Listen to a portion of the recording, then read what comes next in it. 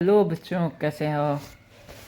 तो आज हम लोग पढ़ने वाले हैं फिर से मूल अधिकार के बारे में। तो मूल अधिकार हम लोगों ने कल पढ़ा था। कल नहीं, परसों वीडियो आया था ना, शायद कल ही आया था। परसों, हाँ परसों वीडियो आया था। तो हम लोगों ने मूल अधिकार का पढ़ा था पार्ट 3।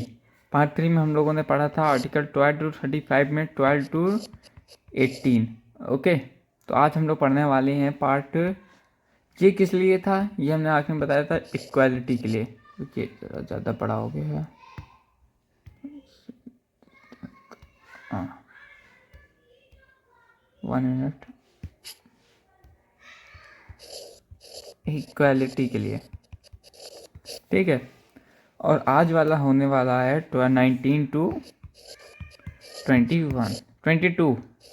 ठीक है, ये होता है फ्रीडम के लिए। किसके लिए? फ्रीडम।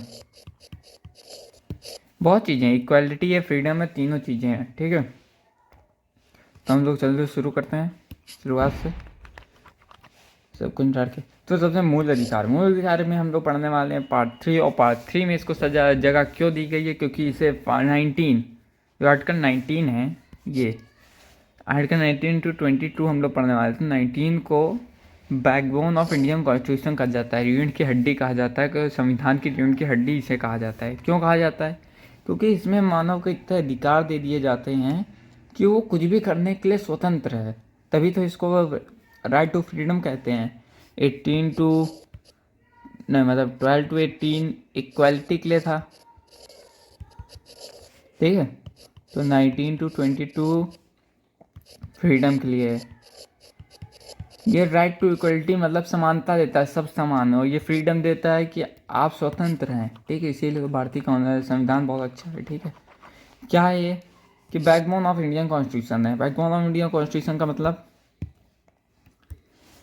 इसमें एक्सप्रेशन की आपको स्वतंत्रता दी जाती है, असेंबली की, एसोसिएशन के, फ्रीली मूव, दिमाग बसने के लिए भी और बिजनेस के लिए भी। और एक और पॉइंट है, संपत्ति, ठीक है। संपत्ति अब हटा दी गई है। क्यों हटा दी गई वो भी हम आपको बताएंगे, ठीक है। तो हम लोग पढ़ते हैं सबसे पहले एक्सप्रेशन के बारे में। एक्सप्रेशन में आपको बोलने का, किसका? बोलने का, मौन रहने का, मीडिया का, झंडा का, आरटीआई का, पुतला का, बहुत अधिकार दिए जाते हैं। आपको बोलने का अधिकार है, कुछ भी आप बोल सकते हैं।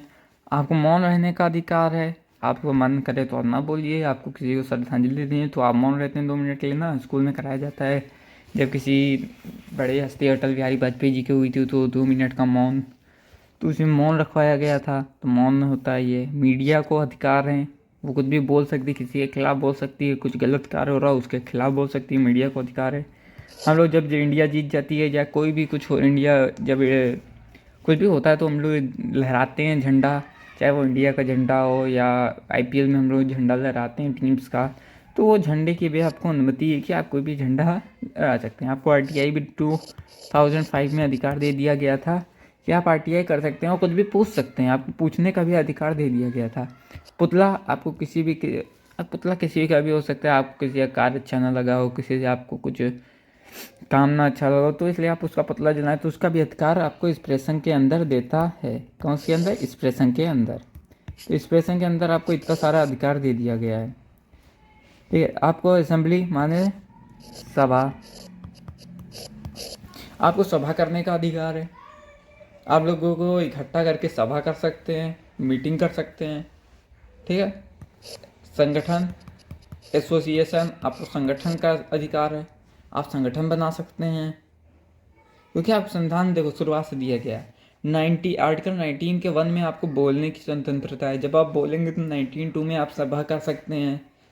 तो 19 2 में आपने सभा की तो लोग आए, तो आपने संगठन बनाया। तो आर्टिकल 3 में आपको एसोसिएशन की है कि आपने संगठन बनाया। तो आपको कहीं भी अभी जाना है तो आपको फ्रीली मूव की स्वतंत्रता दे दी गई है।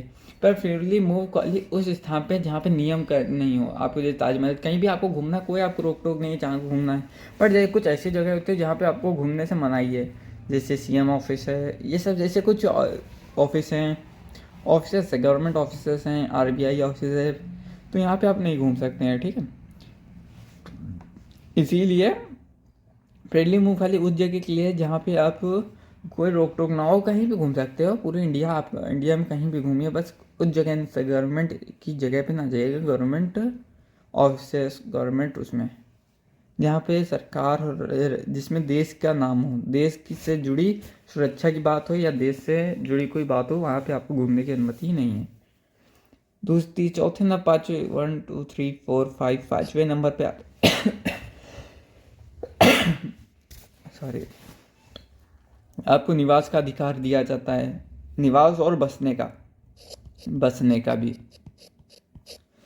बसने का अधिकार का मतलब होता है, इसको सबसे पहले मैं मिटा देता हूँ,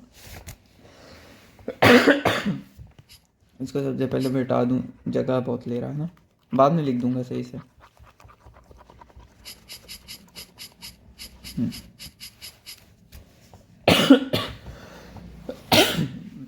आपको इसके साथ साथ निवास एंड बसने की स्वतंत्रता है।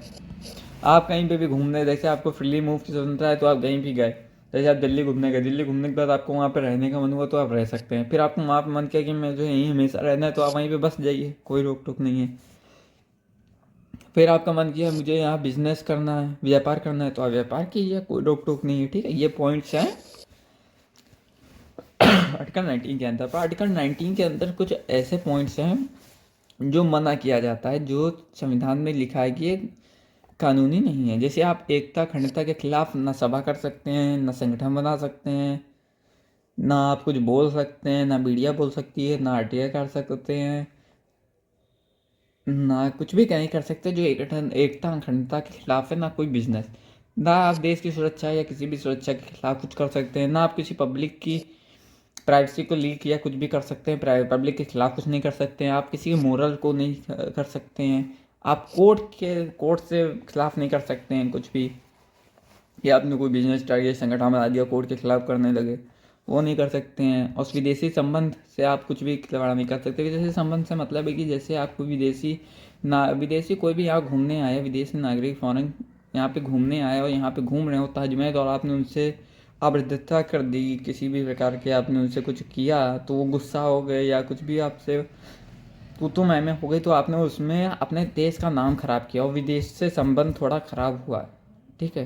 वो जो जिसको आपने किया वो अगर अपने देश में जाके कुछ कहेगा, उससे अपने भारत का नाम, उसके साथ उसके रिलेशन खराब हो गए दो कंट्री के बीच में, इसलिए विदेशी संबंध आपका अधिकार नहीं है, ठीक है। अब आगे बढ़ते हैं हम लोग। अब आगे हम लोग बात करते हैं आर्टिकल 20 के बारे में। आर्टिकल 20 क्या है? ये दो सिद्धि में संरक्षण, प्रोटेक्शन फॉर कन्विक्शन, ये आपको प्रोटेक्शन फॉर कन्विक्शन ये देता है। जैसे कि बहुत लोग होते हैं जो झूठी एफआईआर कर देते हैं, ठीक है, झूठी एफआईआर कर देते हैं, आपके ऊपर झूठा केस कर देते हैं, आपका नाम खराब करने के लिए, आपके जैसे बहुत चीज़ें करने के लिए आपको झूठी एफआईआर कर देते हैं। तो कोर्ट कहता है जब तक उसका दोष सिद्ध ना हो जाए, जब तक वो दोषी ना सिद्ध हो जाए, दोषी ना तय हो जाए, तब तक वो नेता उसका दोष जो है वो कोर्ट में साबित ना हो जाए या कुछ भी हो जाए, तब तक वो अपराधी नहीं है, ठीक है। इसे कहते हैं कि वो अपराधी नहीं, वरना ऐसे का अपराधी मानने लगे तो पूरा सब कोई अपराधी ही हो जाएगा, सबके ऊपर एफआईआर हो, सब कोई अपराधी हो जाएगा, ठीक है।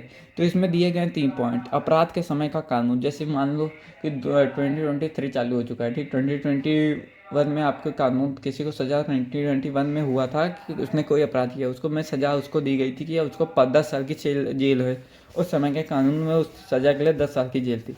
आज 2023 में उसको कोर्ट ने, आज उसको 2023 में कोर्ट ने सज़ा दी, ठीक है। और आज के समय में कानून था कि उसमें 10 महीने की थी और आज के समय में उसको 2 साल की सज़ा थी।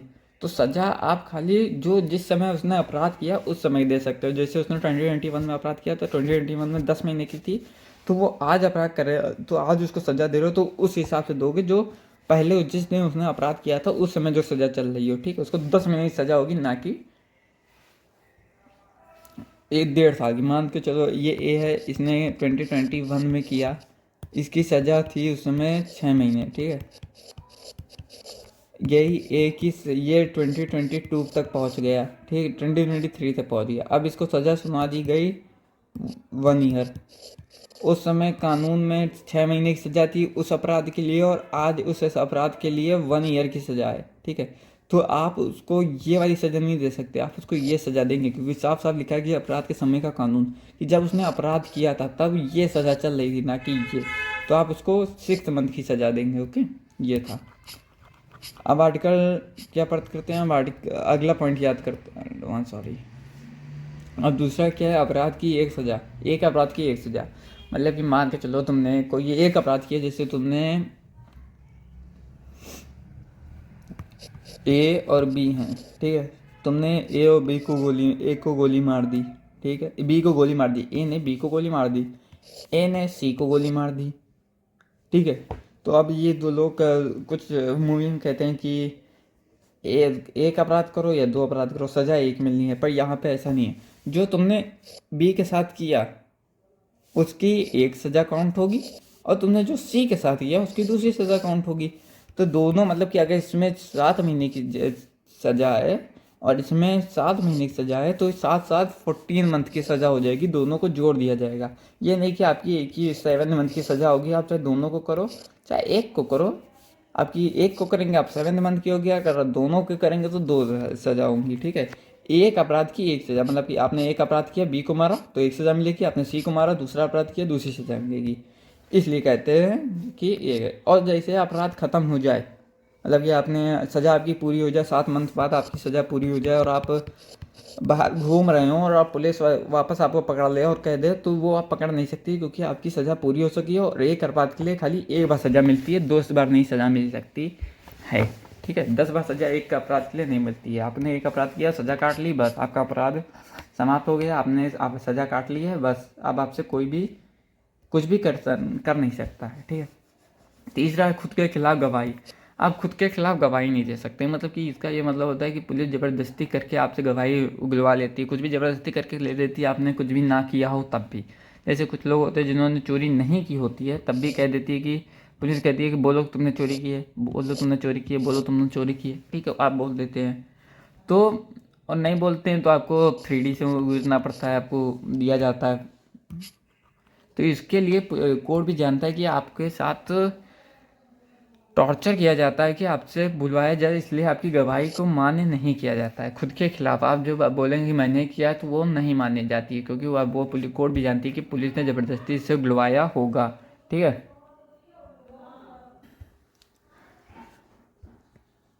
तो अब लोग आगे बढ़ते हैं। ये देख ले, खुद के खिलाफ गवाही नहीं दे सकते हैं और अन्य चीज़ें भी नहीं कर सकते हैं। अब आर्टिकल 21 देखते हैं, ठीक है। आर्टिकल 21 क्या है? आर्टिकल 21 में लिखा है personal life and personal liberty.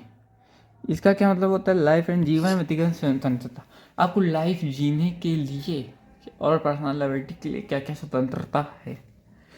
इसमें लाइफ, संविधान में लाइफ की भी स्वतंत्रता दी गई है। अगर आप पर्यावरण दूषित नहीं होना चाहिए, आपको पर्यावरण भी साफ मिलना चाहिए। आपको आप अपने हाथ भी अपना जीवन को खतरे में नहीं डाल सकते हैं, इतना कड़ा कानून है। जैसे आपकी गाड़ी का पॉल्यूशन चेकिंग होती है ना, गाड़ी का पॉल्यूशन चेकिंग में होती है, उसका मेरिट बनता है पॉल्यूशन का। अगर पॉल्यूशन की वो खराब, आपका वो क्या कहते हैं उसको, लाइसेंस जो होता है वो पॉल्यूशन वाला, अगर वो आपका ख़राब हो गया हो और आपका गाड़ी बहुत धुआं दे रही हो और वो ख़राब हो, तो आपकी गाड़ी को आरटीओ ऑफिस में जब्त कर लिया जाता है, ठीक है। आपका अधिकार नहीं है कि आप पर्यावरण दूषित करें, अपनी लाइफ को खतरे में डालें। आप आत्महत्या भी नहीं कर सकते हैं। अगर आपने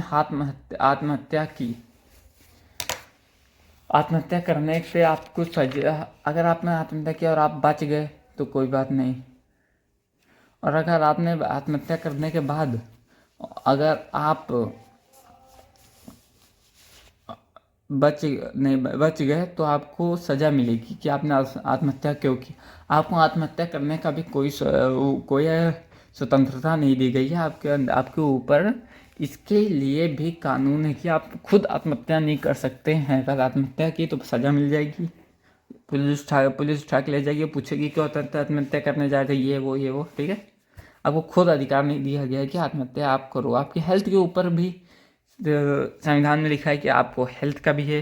देखिए कोरोना में देखा होगा कि मुफ्त में वैक्सीन लगी थी आपकी इस नियर गवर्नमेंट हॉस्पिटल्स में, और बहुत जगह कैंप लगे थे गवर्नमेंट के, WHO के, फ्री में आपको वैक्सीन दी गई थी। तो ये भी आपके संविधान में लिखा है कि आपको सब कुछ हेल्थ के ऊपर भी आपके ध्यान दिया जाएगा। और इसमें आपकी बात होती है पर्सनल लायबिलिटी की। तो पर्सनल लायबिलिटी में क्या है कि पर्सनल लायबिलिटी में होता है एकांत और विदेश यात्रा। अगर आपको एकांत रहना हो, ठीक है, आपको एकांत रहना हो, आपका मन नहीं है कुछ बोलने का किसी से, और आपका मन करे एक कमरे में अकेले चले जाए या कहीं पे अकेले चले जाए, तो आपको इसका भी है, संविधान में लिखा है कि आपको इसका भी अधिकार है, आपको इसकी भी स्वतंत्रता है कि आप अकेले रहना चाहें अकेले रहिए, और विदेश यात्रा करना चाहें तो विदेश यात्रा कीजिए, आपको कोई रोक टोक नहीं है। कि जैसे कि बहुत जगह बहुत एक बार एक थे जिनको विदेश नहीं जाने दिया जा रहा था, उनको या विदेश यात्रा नहीं करने दी जा रही थी, तो वो सुप्रीम कोर्ट चले गई थी, और सुप्रीम कोर्ट जाने के बाद उन्होंने वहाँ से उनको सुप्रीम कोर्ट जज ने कह दिया कि ये इनका अधिकार है, इसको कोई नहीं छीन सकता है। आर्टिकल 2021 से इनको अधिकार है कि इनका ये अधिकार कोई नहीं छीन सकता है, विदेश यात्रा कर सकती है, ये पर्सनल लायबिलिटी है, तो इनको अधिकार मिल गया। निजता का अधिकार मतलब कि प्राइवेसी, कि आपको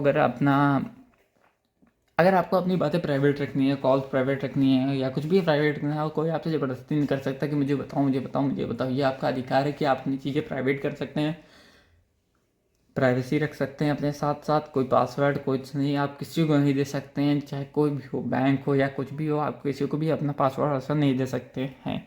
ये आपको निजता का अधिकार है। अडल्ट्री,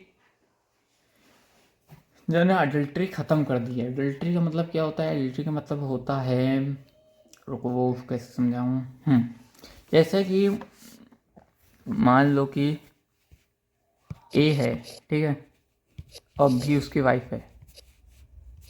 ए और बी रात में दोनों सो रहे थे और ये बी बात कर रही थी फ़ोन पे, ठीक है। तो ए ने कह दिया कि तू किससे बात किससे हो रही, तो इसी चक्कर में इसने कह दिया कि मेरी ये प्राइवेसी है, मतलब कि निजता का अधिकार है कि मैं जिससे करूँ तुमसे मतलब, तो इसलिए लड़ाई होने लगी। तो इसी को देखते हुए सरकार ने एडल्ट्री को मतलब उसने संविधान ने एडल्ट्री को ख़त्म कर दिया है। एडल्ट्री में ख़त्म होने का मतलब है कि आप कुछ भी कर सकते हैं, चाहे आप किसी से बात कर सकते हैं, चाहे आप कुछ भी कर सकते हैं, शादी के बाद अफेयर कर सकते हैं, मैरिटल अफेयर कर सकते हैं, कुछ भी कर सकते हैं। पर इसमें सरकार ने अधिकार मतलब संविधान ने अधिकार दे दिया है तलाक का, कि आप तलाक ले सकते हैं। इसमें कोई भी किसी प्रकार का वो नहीं है, आपको अधिकार है, कुछ भी आप कर सकते हैं, शादी पहले भी शादी बाद भी। तो आपको ये अधिकार दिया है, आप तलाक ले सकते हैं। पहले आपको तलाक को लेने वाला अधिकार नहीं था, ठीक है। तो हम लोगों ने क्या पढ़ा, तो हम लोग ने इतना पढ़ा। तो हम लोग आर्टिकल 2022 जो आखिरी आर्टिकल है उसमें आपको अरेस्ट का, कस्टडी का, रिमांड का, जुडिशरी रिमांड का, FIR का, ये सब के बारे में बताया जाता है आर्टिकल 2022 में। आर्टिकल किसमें? आर्टिकल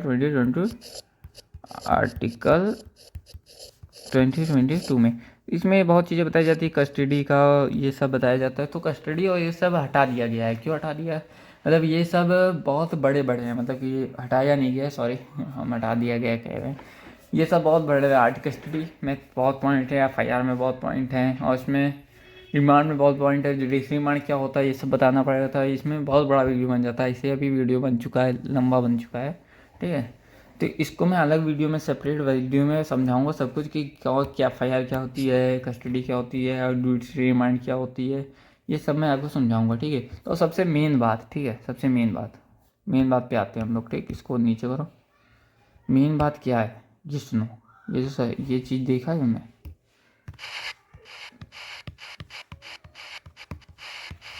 हाँ, तो सब्सक्राइब कर लो यार, वीडियो देखते हो तो सब्सक्राइब भी कर लो, कुछ भला होगा हमारा, भले के लिए कर दो, ठीक है। सब्सक्राइब कर दो, कमेंट करना जो आपको लगे कि यहाँ पे कुछ गलत हुआ, या वहाँ पे कुछ आपको समझ में ना आया हो, या कुछ भी हो, तो आप हमें बताइएगा, हम उसको ठीक करेंगे। अगले वीडियो में आप बताएंगे आपको सही से पूरा, उस पर आपके टॉपिक जो आपको ना समझ में आएगा उसमें बताइए, अगला वीडियो आपके लिए बनेगा। जिसको ना समझ में आया वो सेपरेट वीडियो उसी के लिए बनेगा, खाली उस पॉइंट पे बनेगा अगला वीडियो, ठीक है।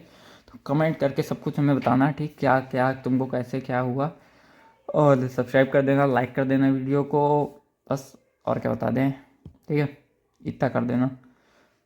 और सबसे पहली चीज़, हाँ एक मेन बात, इसमें जो संपत्ति का जो हटाया गया था यहाँ से, तुमने देखा होगा, हमने यहाँ बताया था तुमको कि इसमें एक और चीज़ होती है, संपत्ति। संपत्ति होती है ना, संपत्ति को हटाया गया था। तो संपत्ति को क्यों हटाया गया? देखो, दो तरीके की संपत्ति होती है। एक संपत्ति वो होती है जो तुम्हें खरीदी जाती है, एक संपत्ति वो होती है जो जो तुम्हारे पुरखों द्वारा तुमको दी जाती है, ठीक है। इसमें से और जो पॉइंट्स हैं इसमें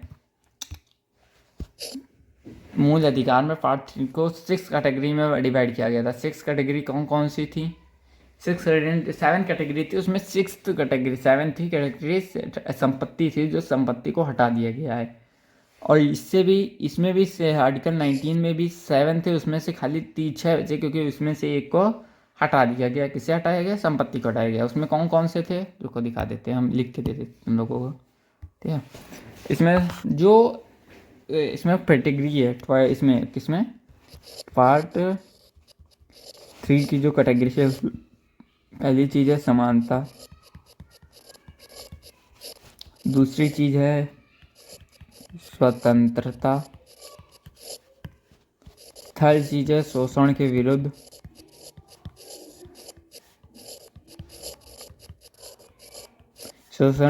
चौथी चीज़ है धार्मिक, फिर पांचवी चीज़ है शिक्षा, संस्कृति, ये सब ये दोनों एक ही हैं, ठीक है। छठी चीज़ है आपकी संवैधानिक उपचार,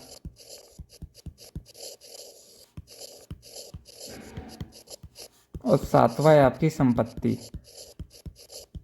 जिसमें से 1 मिनट ये क्या लग गया, हाँ सॉरी, गलती से कुछ और लग गया था। संपत्ति, जिसमें से इसको संपत्ति को हटा दिया गया है। क्यों हटा दिया गया? इसमें अंतर है, ठीक है। क्योंकि देखो, एक संपत्ति जो ये वाली संपत्ति, इसको क्यों हटाया गया? इसको इसलिए हटाया गया, जैसे मान लो कि उस समय जब संविधान जब बन रहा था, तब इतनी व्यवस्था नहीं थी, ना इतना डेवलप हुआ था कंट्री, ठीक है। अब कंट्री डेवलप्ड हो चुकी है। मान के चलो ये ए का घर है, ये ए का घर है, और यहाँ पे बी का घर ज़मीन है, और यहाँ सी की ज़मीन है, और यहाँ से ट्रेन आ रही है, ठीक है। और ट्रेन को ये रूट चाहिए, मान के चलो यहाँ से ट्रेन को रूट चाहिए ये वाला। अब ये रूट चाहिए, तो इसमें से ये जो सी था, इसने अपनी ज़मीन दे दी, रूट यहाँ पे आ गया। यहाँ बी ने अपनी ज़मीन दे दी, यहाँ से रूट आगे बढ़ती चली गई। ए ने अपनी ज़मीन नहीं दी। क्यों नहीं दी? कह रहा है कि ये मेरे पुरखों की ज़मीन है, उनकी ज़मीन है, इनकी ज़मीन है, मैंने ली है, ये सब मैं नहीं दूंगा। तो इसमें जब ये इसको ज़बरदस्ती की गई, तो ये कोर्ट के पास चला गया। किसके पास चला गया? कोर्ट के पास। कोर्ट ने कहा ये इसका 19 के अंदर इसको अधिकार है, ये अपना संपत्ति का अधिकार है, इससे कोई नहीं ले सकता, ना पब्लिक ना गवर्नमेंट। तो जब इसको अधिकार में दिया, तो ट्रेन तो कहा गया कि आप अपनी टेरिटरी ऐसे ऐसे लेके चले जाइए, ऐसे घुमा के ऐसे लेके चले जाइए। जब इसको ऐसे घुमा के ऐसे लेके जाया जाएगा, तो ये तो जिग जैग बन जाएगा, ठीक है।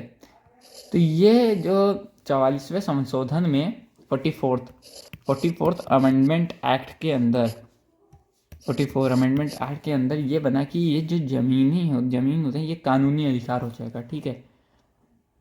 इसको पब्लिक तो नहीं ले सकती है, पर सरकार ले सकती है। क्यों? क्योंकि अगर ट्रेन आ रही है आपकी, ऐसे कोई ट्रेन की पटरी बिछाई जा रही है, और अगर बीच में आपका कोई घर आ रहा है, तो फिर ट्रेन को ऐसे घुमा के थोड़ी ना लेके जाया जाएगा। जो सीधी चीज़ चल रही है वो सीधी ही तो चलेगी, इसलिए उसे कानूनी कर दिया गया। और ऐसा नहीं कि आपको ये छीन लिया जाएगा सरकार द्वारा। ये भूमि अधिग्रहण के तहत आपको कोर्ट से इसका मुआवजा मिल जाएगा, ज़मीन के पैसे आपको मिल जाएंगे, और यहाँ से सरकार आपसे ज़मीन ले लेगी। इसलिए ये इससे संपत्ति को इससे मतलब 19 से, और पार्ट 3 के मतलब कि इससे पार्ट 3 के ये जो 7 हैं पॉइंट्स, इससे संपत्ति को हटा दिए, और 19 से, और उसमें कितनी बचे? 6 बटे 6 पॉइंट्स है कैटेगरी पार्ट 3 में बची, और 6 कैटेगरी 19 की आर्टिकल 19 के अंदर बची, ठीक है। इतना हम लोगों ने जाना आज। तो बस आज के लिए इतना ही, और कमेंट कर देना जितना ये इसमें लिखा था मैंने, ठीक है। इसमें जो जो लिखा है कमेंट कर देना, सब्सक्राइब कर देना, लाइक कर देना। और जो तुम लोगों को ना समझे पॉइंट मैंने एक बार बता दिया था, पॉइंट बता दूंगा, मैं सब कुछ बता दूंगा, सब कुछ बता दूंगा, ठीक है। तो जो जो तुम्हें पूछना हो सब पूछ लेना मेरे को कमेंट करके, मैं तुम्हारे लिए अलग वीडियो आज रात ही तक बना दूंगा। तुरंत कमेंट करना, तुरंत मैं कमेंट पढ़ूंगा और तुरंत ही वीडियो बना के डाल भी दूंगा। ओके ओके, ठीक है। चलो तब तक के लिए bye bye bye, good bye.